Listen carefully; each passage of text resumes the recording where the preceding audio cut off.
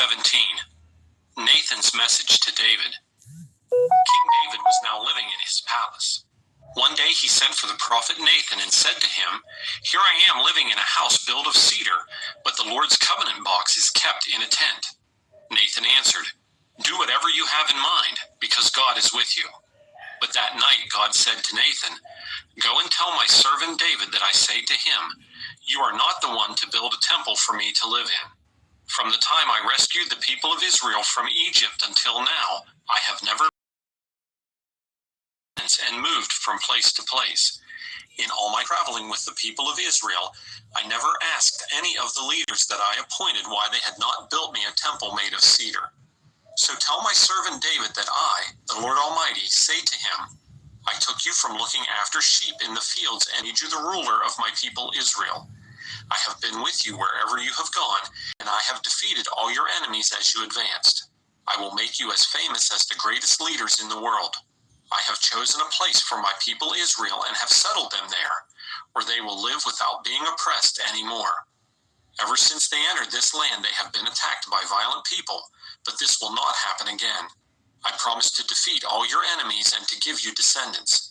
When you die and are buried with your ancestors, I will make one of your sons king and will keep his kingdom strong. He will be the one to build a temple for me, and I will make sure that his dynasty continues forever. I will be his father, and he will be my son. I will not withdraw my support from him as I did from Saul, whom I removed so that you could be king. I will put him in charge of my people and my kingdom forever. His dynasty will never end." Nathan told David everything that God had revealed to him. David's prayer of thanksgiving.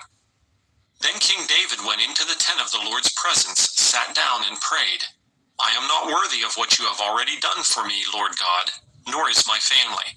Yet now you are doing even more. You have made promises about my descendants in the years to come, and you, Lord God, are already treating me like someone great.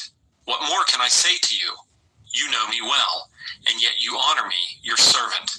It was your will and purpose to do this for me and to show me my future greatness. Lord, there is none like you. We have always known that you alone are God. There is no other nation on earth like Israel, whom you rescued from slavery to make them your own people. The great and wonderful things you did for them spread your fame throughout the world. You rescued your people from Egypt and drove out other nations as your people advanced. You have made Israel your own people forever, and you, Lord, have become their God. And now, O Lord, fulfill for all time the promise you made about me and my descendants, and do what you said you would. Your fame will be great, and people will forever say, 'The Lord Almighty is God over Israel,' and you will preserve my dynasty for all time.